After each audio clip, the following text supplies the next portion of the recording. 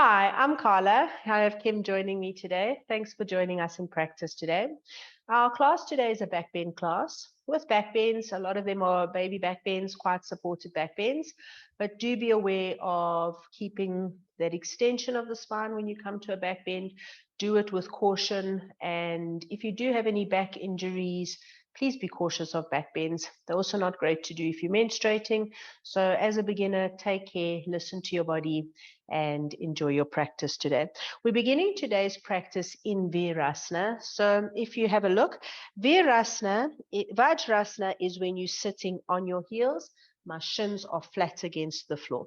In Virasana, to get this shin pressure on the floor, have a blanket. You're going to open up the blanket so that you can support from your knees to your toes on the blanket.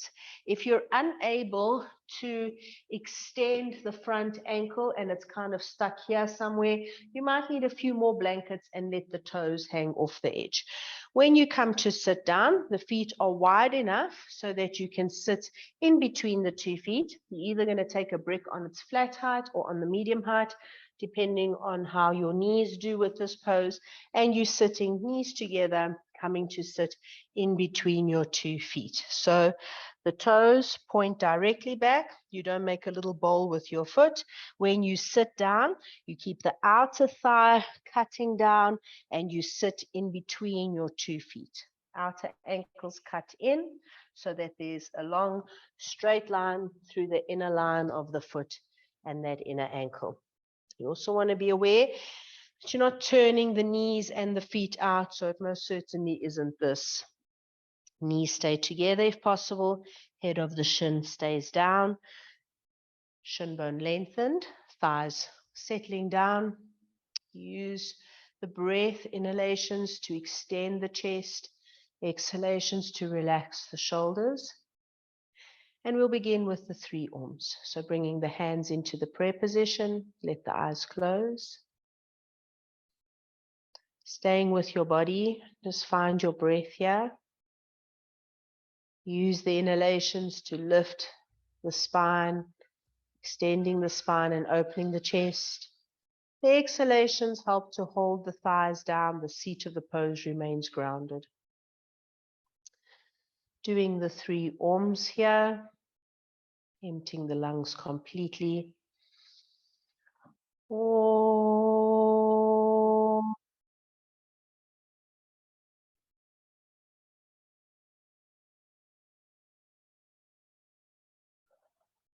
Om.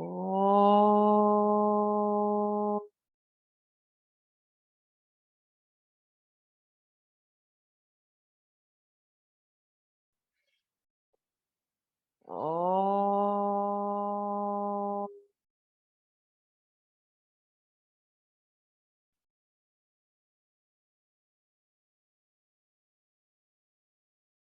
Staying with your breath.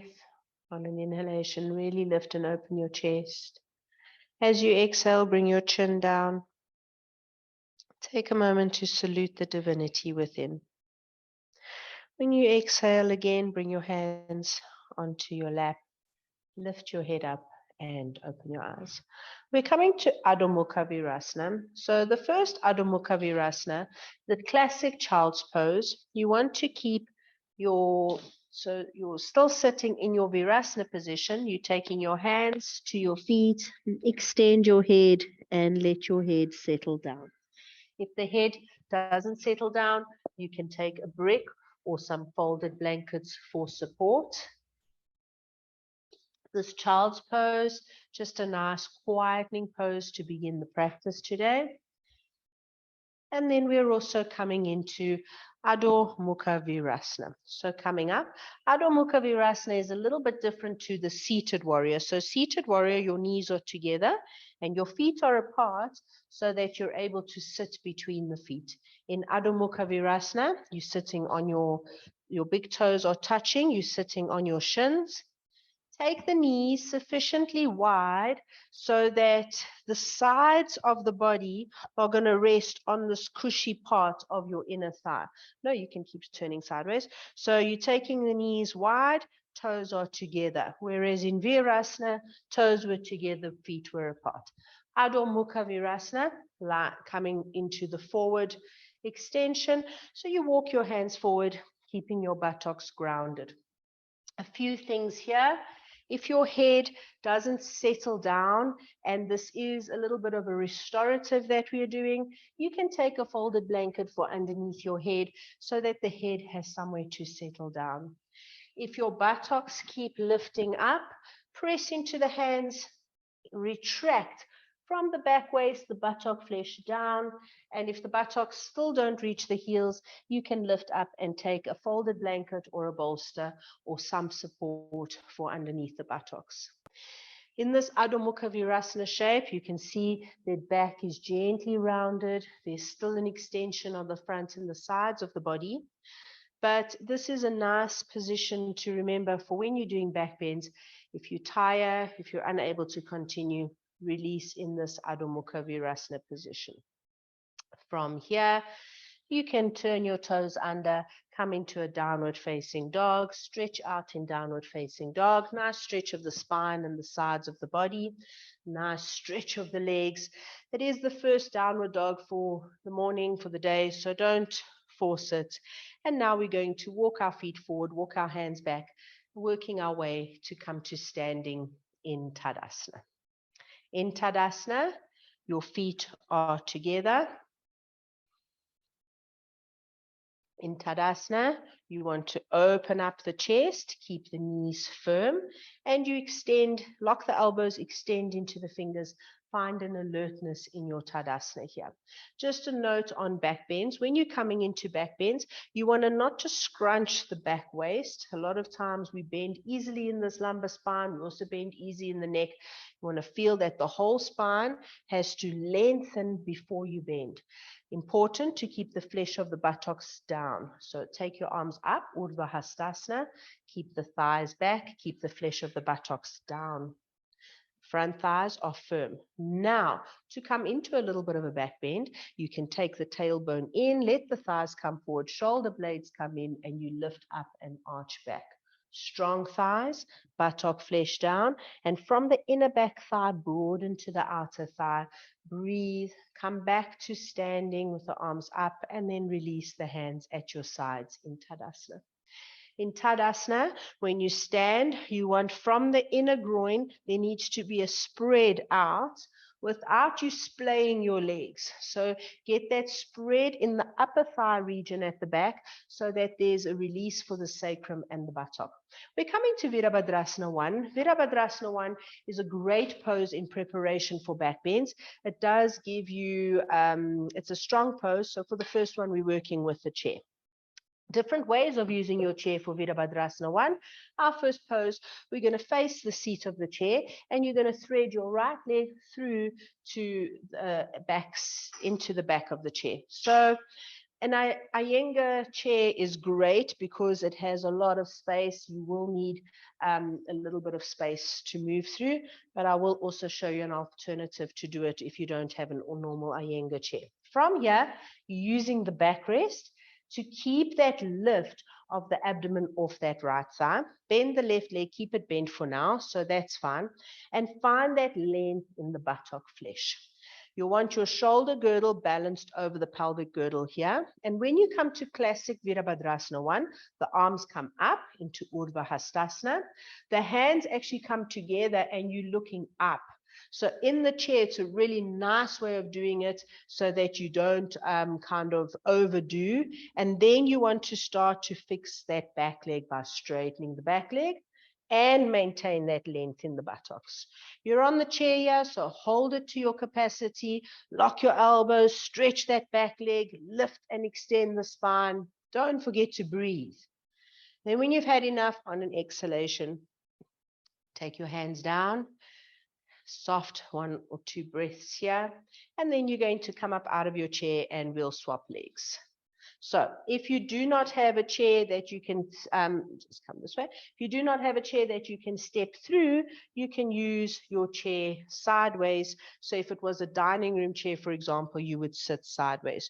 You're going to sit your left leg onto the chair, Left leg go, let's turn it. Actually, turn around, go the other. Let's turn the other way rather.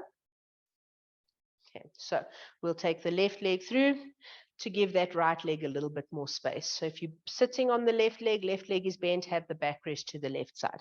Here, you want to, again, work on getting that length in the buttock flesh. You've got the chair supporting you differently, but you can still do the whole Urdhva Hastasana arm shape. So lifting the arms up, reaching up. If you can take the palms together, you do. If not, don't stress about it. It is a lift up of the abdomen, and then you want to extend this back leg, extend the back leg to straighten it.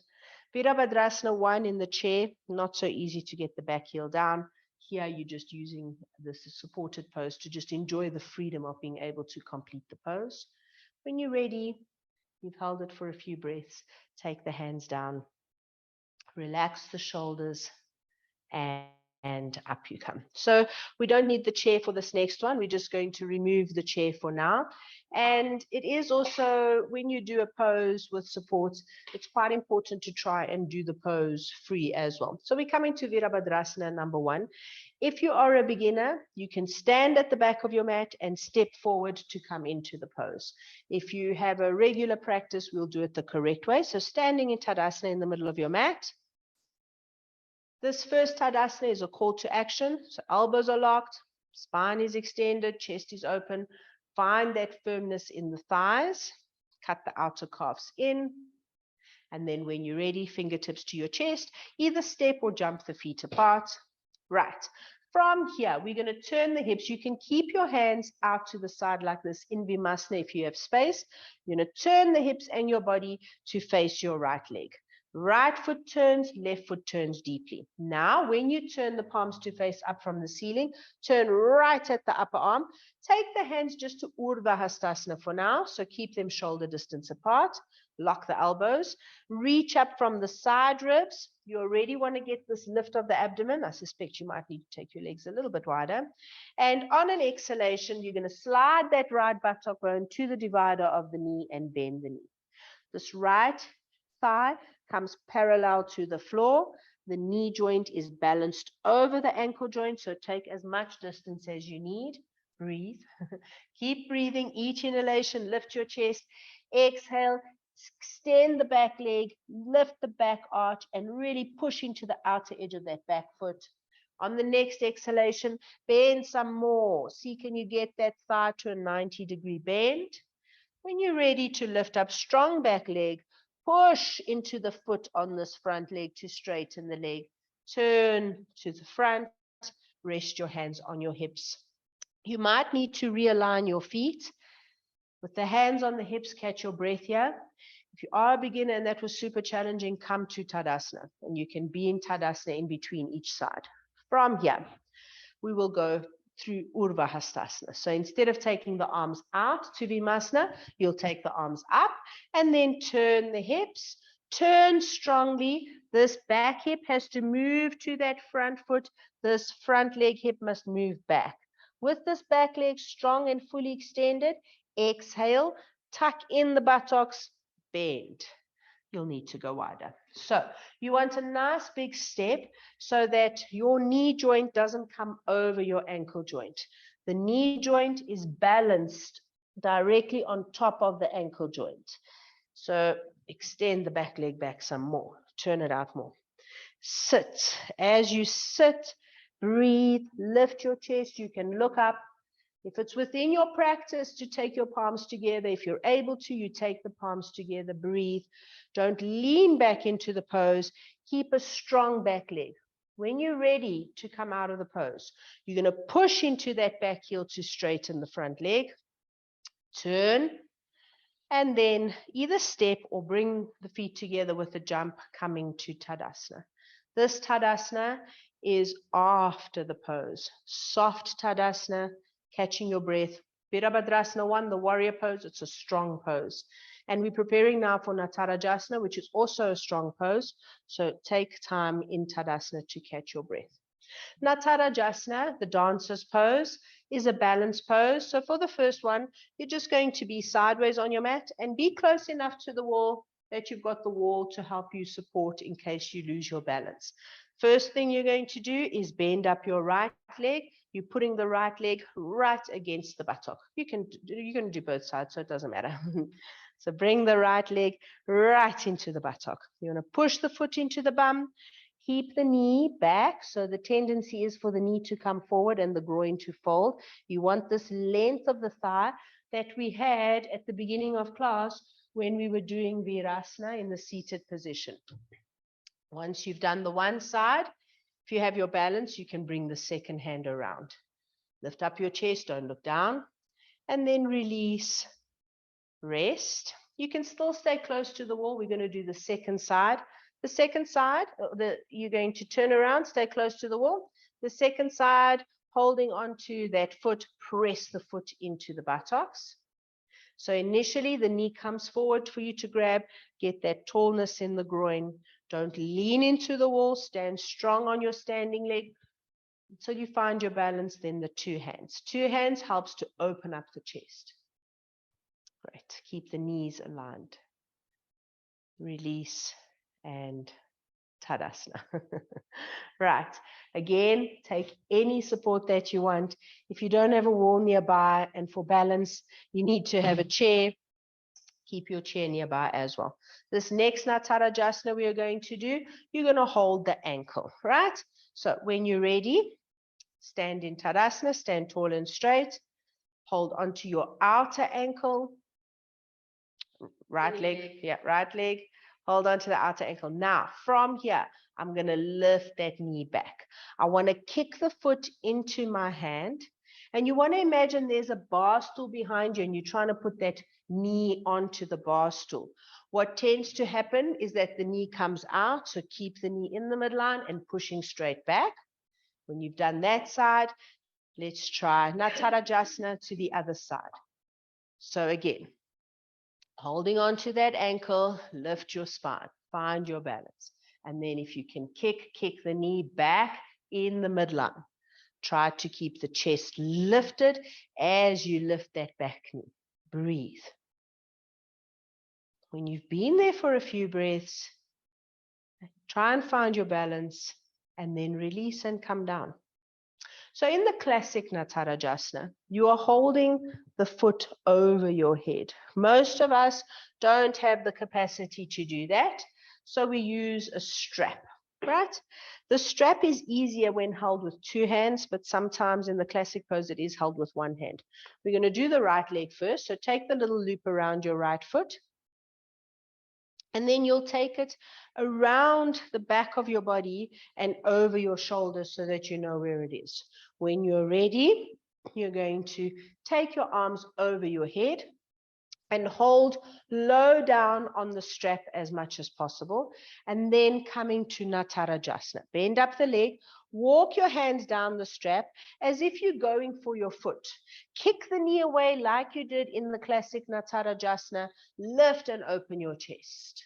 Beautiful. You want to try and close the gap between the foot and the hand, but if you cannot hold your foot, holding the strap works just fine. When you've been there for a number of breaths, release, settle down, back to Tadasana, and then we'll just move the strap to the other leg. These poses, we're going through them quite quickly. They are challenging poses. If you practice them regularly and you're able to hold them longer, do. If you want to pause your video and repeat them, Virabhadrasana 1 and Natarajasana 3, perfect. Turn to face me now. Right, so when you're ready, find your Tadasana, find your stability. When you're ready, keeping the knee and the foot in the midline, bend it up, walk your hand down, down, down, down, down, down, kick the knee back. It is a balance pose, so it is a challenge sometimes. If you are struggling with your balance, and also because that knee often wants to swing out to the side, then what you're going to do is come down, turn around, take your knee against the wall. So stand with your knee hemmed into the wall. So this is another way of doing it. Get closer to the wall, right up against the wall. Now you don't have to worry about balance. And when you kick that foot up and back, The foot is going to be hemmed in by the wall, the knees hemmed in by the wall, so you've got no chance of letting that knee swing out. You're lifting the knee back to take it onto a bar stool, you're lifting your chest up.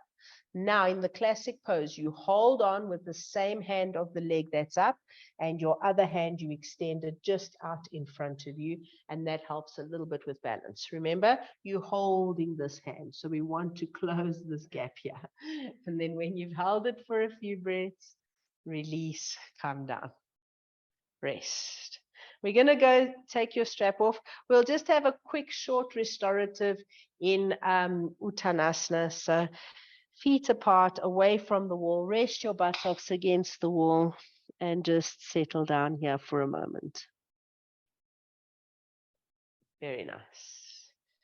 Nice, soft, easy stretch. This restorative Uttanasana gives you a chance to catch your breath because we're preparing now to come into Shirshasana. Now, Shirshasana is your head balance. If you are balanced in your head balance, then you don't need to use a wall for support. If, however, you are not balanced in your head balance, then absolutely you're taking a wall for support. If you do practice Shirshasana, we will get into it in a moment. If you do not do inversions in your practice, you do not practice Shirshasana, you're going to come onto your knees, get your butt close to the wall. You're going to sort of curl in, get your feet up the wall, buttocks are touching the wall, legs are up the wall, line yourself up with your buttocks, and you're just going to have a rest here in a supported Urdhva Prasarita Padasana, right? If you are doing Shirshasana, we have warmed up the back to come into back bends, and you can either set up close to a wall or you'll just have a chair, have the chair against the wall so that it is pegged into the wall and it's not going to run away from you, but I will hold the chair for you, so I will be your wall. Shirshasana, taking your blanket, so you're resting your blanket on the floor. Do you want to come around this way? Just be there. You're coming to Shirshasana. So the chair is reasonably close to you. Remember, it's against the wall, being pegged in. And Kim is going to place her hands in that triangle position for Shirshasana. Elbows are not wider than your shoulders. And you want to, when you've got your head down, feel that you keep that foundation. You're pressing the forearms in, you're lifting the shoulders up, lift your knees off the floor. From here, don't worry about the chair, don't think about the chair. We're coming to just a straight up Shirshasana. Shirshasana, straight up head balance. You're pressing into the forearms. With that pressure of the forearm into the floor, you want to keep this top shoulder away from the ears so that the neck has space. As you press the forearms into the floor, you can bring the shoulder blades into the body as you lift them up and open the armpits. So it's very difficult to know whether you're aligned. Kim's doing a good job here, from the shoulders, through the hips, to the knees, to the ankles. Now she's going off center because I'm pointing it out.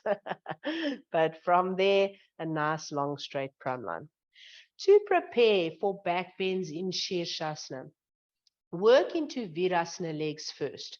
So Virasana was the seated pose we did at first. Now, keeping the buttocks in, keeping the spine firm, you bend your knees. Bend your knees and take your feet to Virasana. Now, you want to come to a back bend. So you're going to seek out the wall. You're going to seek out the wall. You're going to put your feet on the back rung of the chair. If you have a deeper back bend in your practice, you're welcome to start guiding the feet down to the chair, but if that's not an option for you, don't.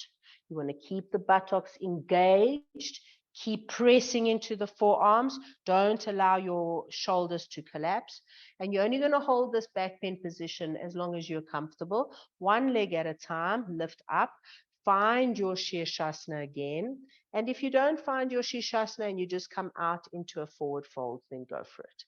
Find your Shirshasana, lift the buttocks, lift your shoulders, get your feet balanced over the crown of the head. Better.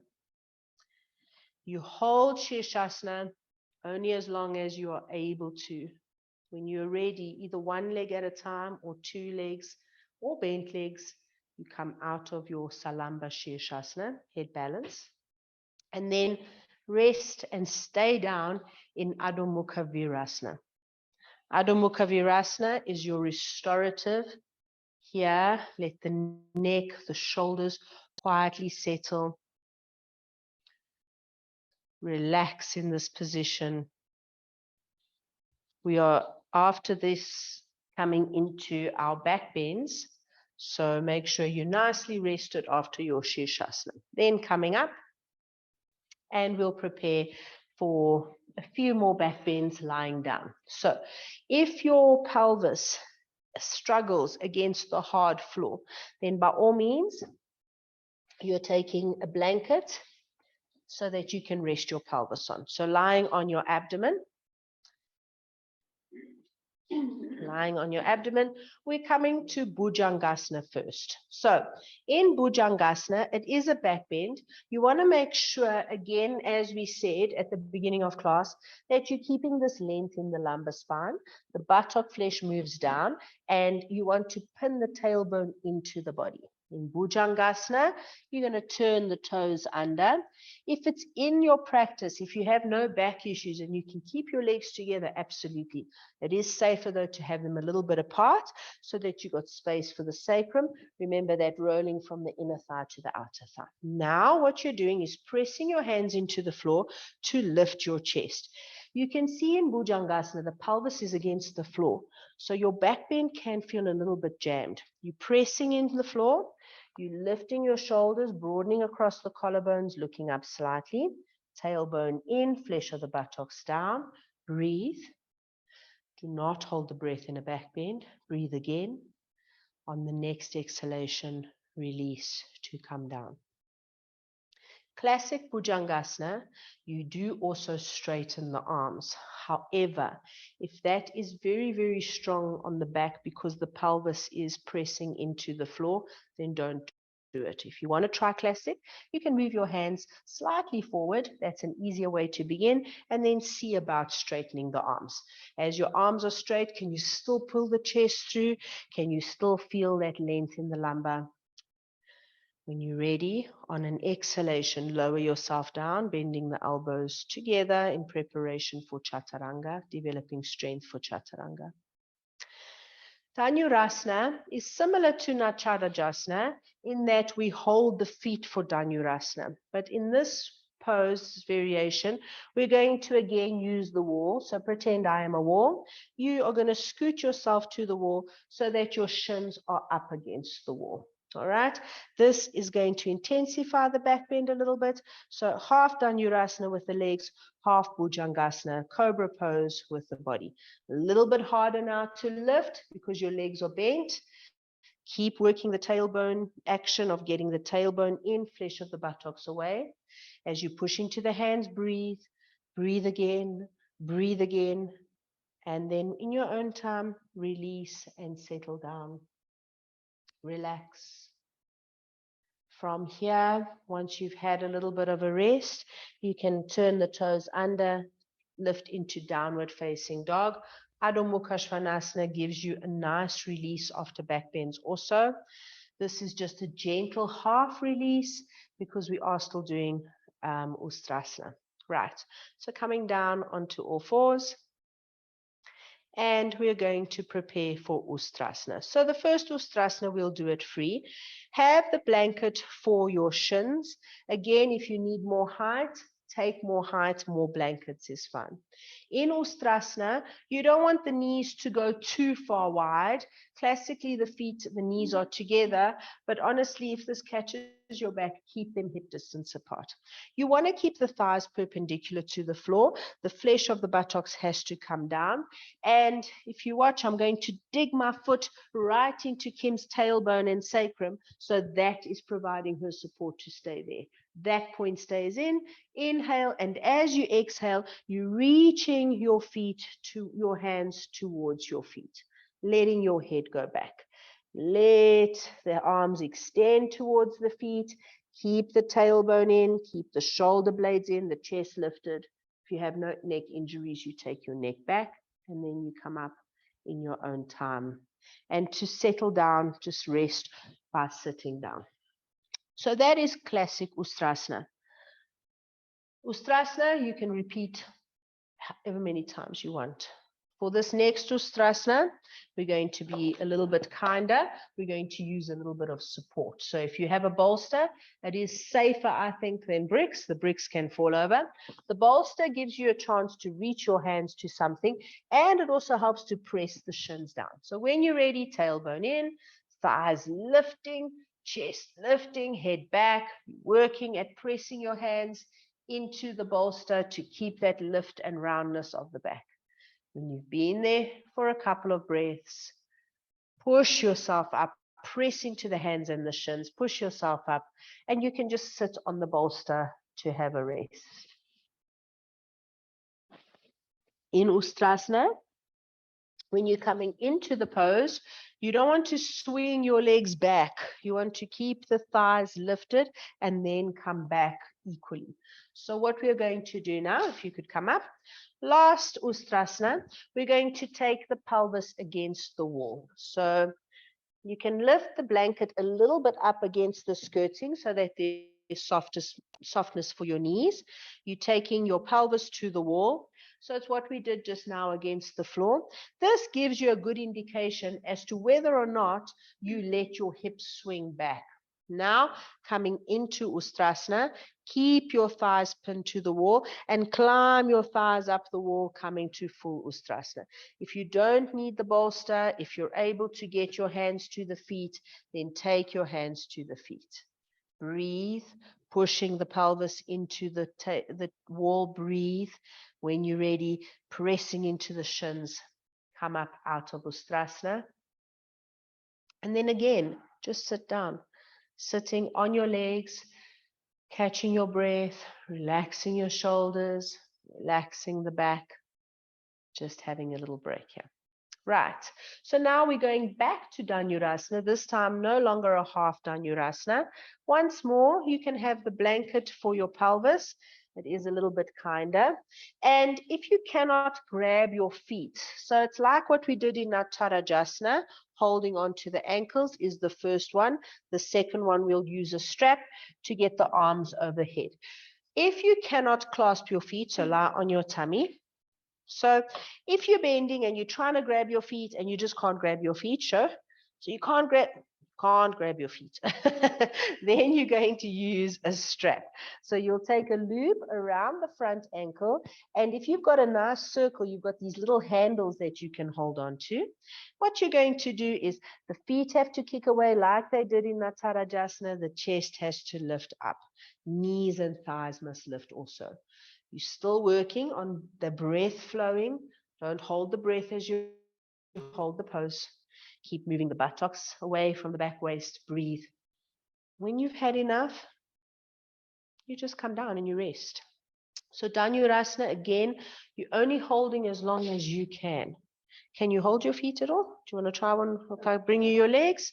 So if you have a buddy nearby, they can help you to clasp your ankles, and then that gives you a little bit more leverage, and you'll repeat Dhanurasana. Again, you can repeat Dhanurasana 2, 3, 4, however many times you'd like. It's a wonderful, wonderful back bend. Release, rest. Classic Dhanurasana.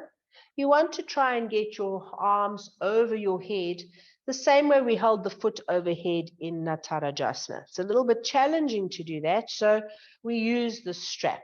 The feet, unfortunately, feel a little bit awkwardly when they're tied together, so bring your feet up. You're going to put the strap around both feet, and you tie the feet together. Now, lying on your abdomen, lie down, take your arms over your head, holding the strap. You're going to walk your arms down, and then once you've got that, lift up.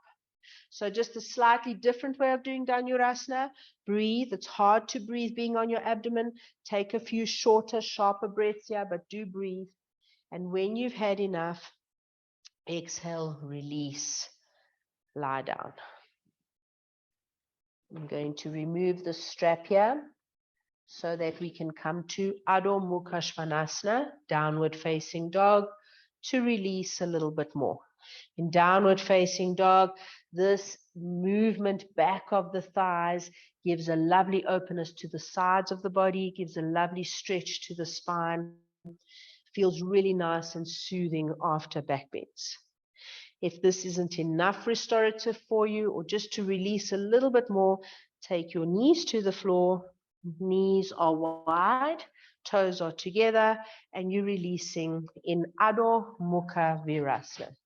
As it is a release, you can rest your head, you can rest your elbows so that the forearms are restful.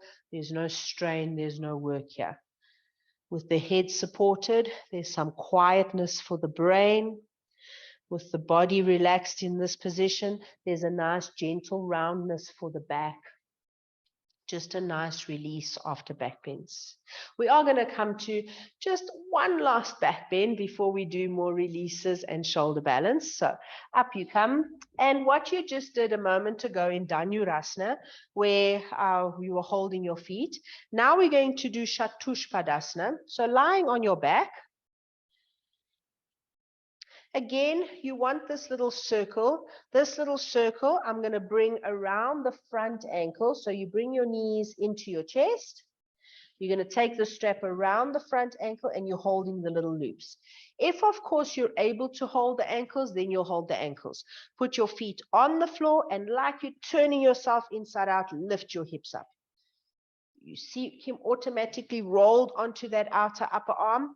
Absolutely, that's what you do for Chatushpadasana and Sarvangasana. Keep breathing. Press into the feet, lift the buttocks, breathe. On an exhalation, you'll just relax the buttocks down to the floor. Flesh of the buttocks comes away, back is long. Have a rest. You'll notice Chatushpadasana is easiest to do done when you're flat. Once you've got those shoulder balance firms, it does help to protect the neck, but it's very hard to do Chatushpadasana.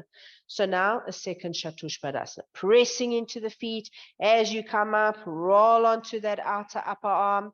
Feel the work in the glutes, feel the work in the hamstrings as you lift that pelvis up. Don't forget to breathe. You still are breathing even though you've got that Jalandhara Bandha chin lock.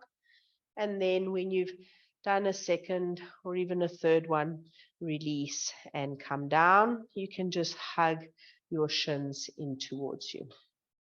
Right. So we are coming now to Salamba Sarvangasana. Salamba Sarvangasana is the shoulder balance. We'll do shoulder balance before we do other back releases. Shoulder balance, as you know, can be done in the classic position on supports using blankets or foams. And you would also use a strap around your arms to keep your upper arms in position. We, however, because we've got the use of the chair, we're going to do shoulder balance in the chair. Again, these Iyengar chairs are great. These yoga chairs are great. But if you don't have a chair, then absolutely go into the classic pose, or a dining room chair of the right height might be able to work. What you want is a little bit of support. So if you have a firm and steady bolster, you can use that firm bolster to support your shoulders. You're going to fold up your mat, place it on the seat of the chair so that the chair doesn't slip. Your shoulder balance foams, we're going to place here. This is where your shoulders are going to come onto. To soften the shoulder balance foams and to help them stay together, you'll take a blanket around them. Then you're going to have, you don't need a strap because the chair is going to hold the arms in place. You're going to have another blanket for your head, making sure that it's nice and straight. So to come into it, sit sideways on your chair. In Salamba Sarvangasana, you're going to hook your feet over the backrest of the chair and be mindful of how much space you have at the back here. So her sacrum is going to rest on this front seat of the chair. So I need to have a little bit of space. When you come down, don't flip the chair. Hey? You need to keep weight in the legs and the feet. At some point, you have to find the courage to let go. You settle your shoulders onto the support. And if your hands can go through the inner legs to hold onto the back leg, then great. If your hands don't slide neatly in the middle, if it's too tight on your shoulders, then please keep them along the outside of the chair. Here, make sure that you've extended the back of the neck. The back of the neck is long, the throat is soft. It's easy to be on the top shoulder in this pose. Salamba Sarvangasana as an inversion has so many benefits for the digestive system, cardiovascular system, the lymphatic system. It also is so beneficial to the endocrine system. So thyroid and the parathyroid glands are stimulated here, as is the thymus, pituitary, and the pineal gland also. If you are in chair Sarvangasana, you're able to hold it a lot longer than normal Sarvangasana, which is great.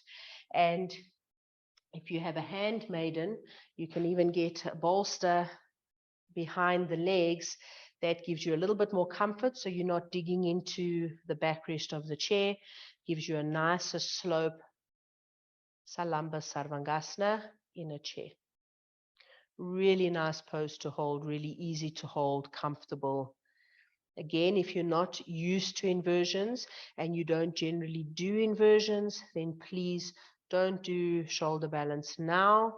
What you can then do is just come to lying with your legs up the wall like we did before. Although supported Salamba Sarvangasana is very beneficial. If you have blood pressure issues, high blood pressure, if you're menstruating, if you have any neck or shoulder issues, you wouldn't do this pose. Again, either Supta Baddha Konasana or lying with your legs up the wall. So here you can see there's a lovely openness on the front groin. There's a lovely openness in the abdomen. This is the shape of Salamba Sarvangasana, where you've got that straight line from the ankle, the knee, the hip, the shoulder, even though it's not upright. Now, if you bring your legs, hooking the sacrum into the chair, keeping the buttocks on the chair, if you bring your legs up off the chair so that they're just straight up towards the ceiling, this is now Viparita Karani. Viparita Karani, there's a little bend in the groin, the legs are extended, you're still on shoulders. There is a way of doing Niralamba. Niralamba means without support.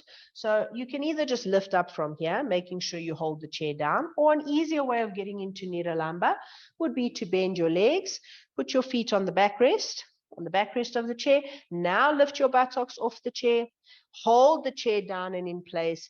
And if it's okay for you to come up without the support of the chair, then come up, but you're still holding the chair. Good job. So this is Niralamba. We're balancing on the shoulder, the buttocks are off. Release, buttocks back to the chair, feet back to the chair. To come out of it, you can, of course, take your feet over your head in Halasana.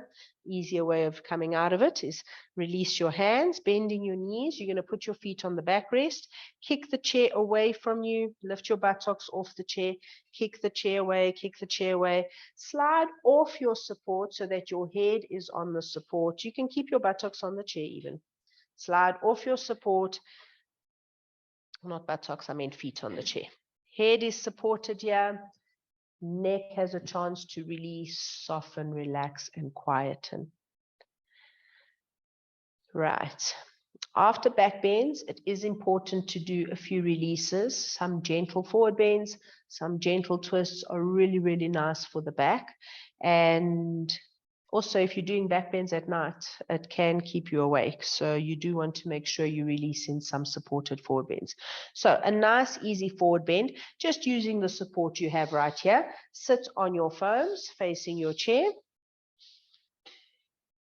You can either, if you have a decent enough forward bend, you can take your feet to the back rest of the back. No, put them underneath here. You can take your feet to rest on this back rung if you're able to reach your chair in a forward bend, just resting your head on your arms. Feet are apart at least hip distance. If this is not a possibility for you, if it's not within your forward bend practice to get here, and come up so I can show, then you're going to take the chair over the legs, bring the chair closer to you, and then rest on the chair like that. So you'll see now her feet are through the chair. So the more I take the chair away from her, the more she has to stretch and reach the chair. So to find a nice happy medium where the legs are straight, the spine is rested, her hands are forward, but this top shoulder region is soft, just resting your head. This is Paschimottanasana. Paschimottanasana is the full forward fold. This is a supported Paschimottanasana. Nice to quieten the brain. And this is the pose you would do if you've done this practice at night and you find you can't sleep. Just do some forward bends with a little bit of weight and pressure on the forehead. Right. So we're coming out of that now. A really nice back release is Urdhva Prasarita Padasana. Urdhva Prasarita Padasana, some of you have already done today. It was legs up the wall, but that is a supported Urdhva Prasarita Padasana. And for today's purposes, we are doing Urdhva Prasarita Padasana as a release for the back. So coming to lie on your back, on the floor.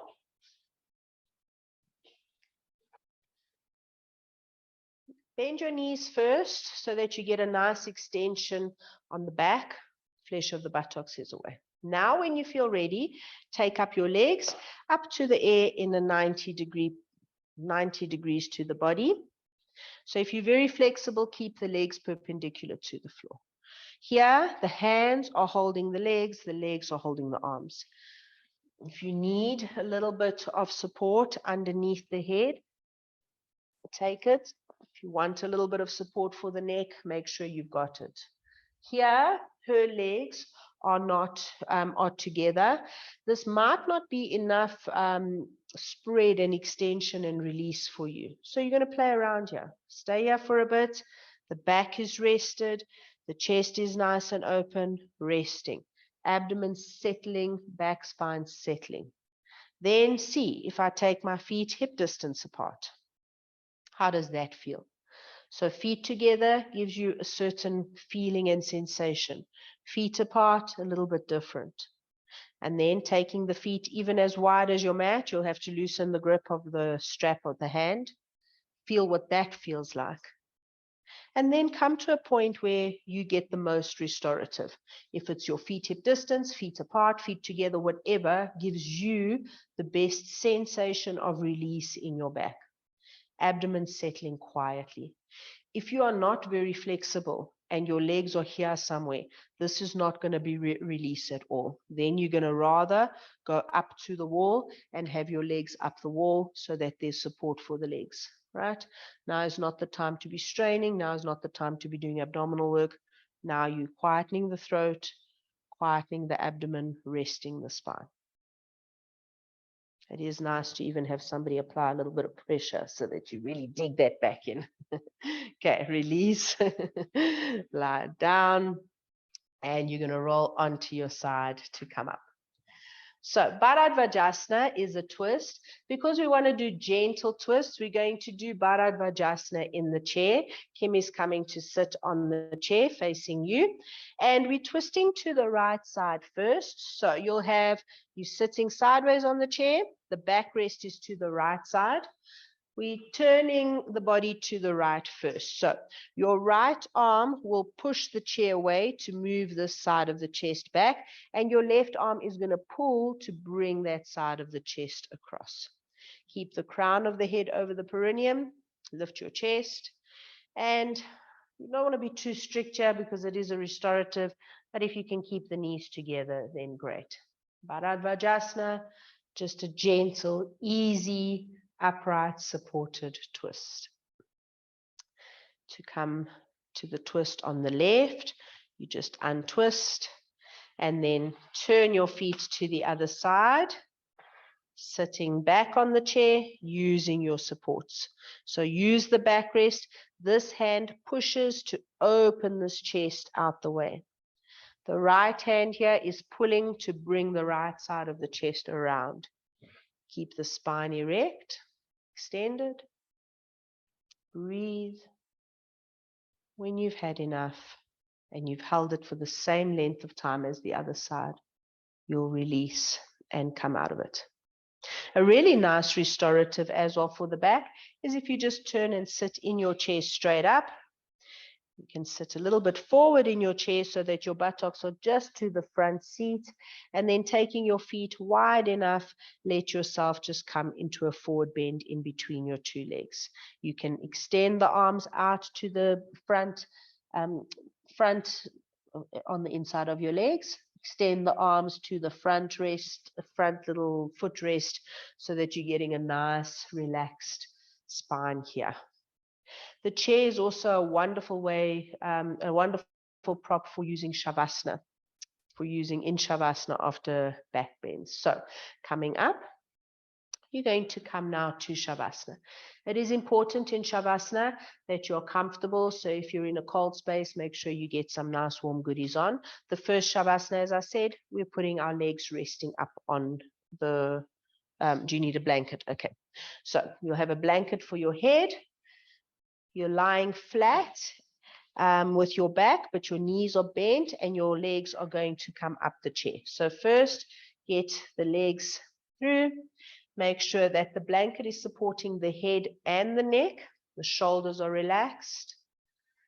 Right, here also let the knees go out to the side. So even if they kind of fall off the seat on the side a bit, that's not a train smash. Let the knees be restful, let the thighs fall apart. What's lovely about this shape for Shavasana after back bends is because the legs are elevated, the back is rounded. So as you exhale, let the abdomen settle. As you exhale, the weight of the thighs settles the pelvis down. Feel the back waist, the whole back spread along the floor. It is a Shavasana, so you can close your eyes, tuck in your chin, make sure that the back of the neck is long. Arms are just gently at your sides. And although the legs are elevated, still try to get a sense of complete surrender and release. So as you exhale, surrender to the mat. Let the legs feel supported by the chair. As you exhale, keep the skin of the face soft, no hardness at the temples, no tightness in the jaw. Keep the muscles of the face, especially the cheeks and the jaw, keep the muscles of the face relaxed.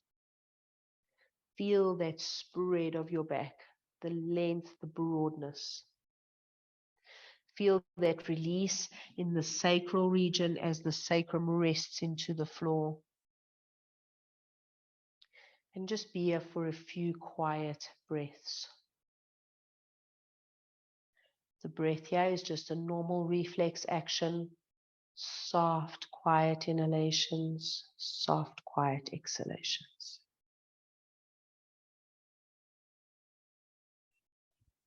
Exhalations just sinking you into the Shavasana state.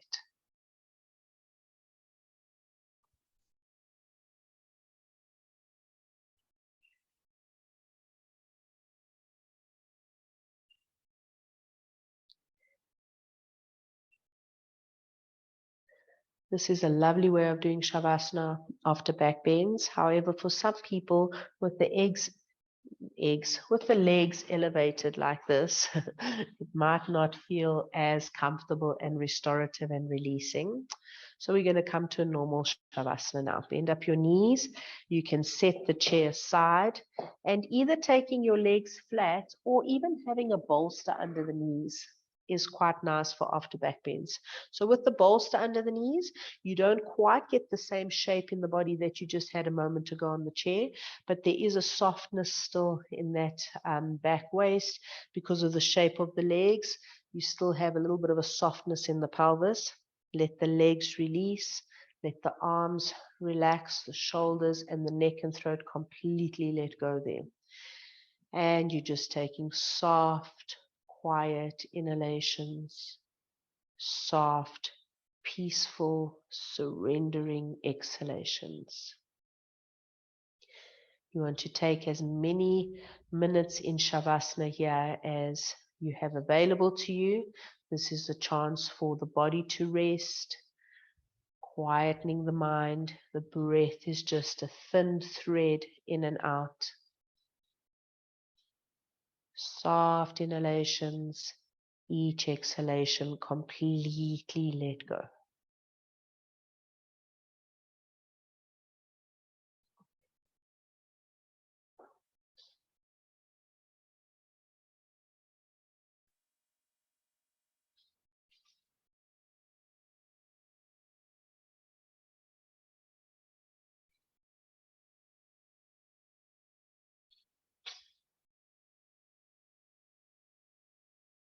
And to come out of your Shavasana slowly, almost reluctantly. So first, just come to your breath. Feel the inhalation becoming a little bit fuller, a little bit deeper. That inhalation feeds that vital pranic energy to every cell of your body. And as you take a few conscious breaths here, start to feel your body resurfacing. One at a time, lay your hands anywhere on your torso where is comfortable for you. And here you can connect with the breath again. On the next breath in, you're going to stretch your arms over your head, give your body a nice long deep stretch. You can yawn your sigh the breath out. Then bending your knees, you're going to roll onto that right arm. So you're using your right arm as a little bit of a cushion. The left side of the body is just holding you, pinning you in this quiet Shavasana state. When you feel that the eyes are ready to open and you're ready to come up, you're going to use the left hand. So finish rolling, pushing to the left hand, bringing your shoulders up first and your head up last. And come back to a seated position. In the seated position, hands are in the prayer position. Lift your chest up, close your eyes. Be with your breath. Let those breaths become a little bit fuller, a little bit more profound. The breath bringing you back to full awareness. But still take a moment here just to hold on to that sense of quietness that you had in Shavasana, that you can hopefully tap into throughout the day. When you feel ready, let the eyes gently flutter open and focus. Namaste. Thank you, Kim. Thank you, everyone, for joining us. Thank you, Onyx. See you next time.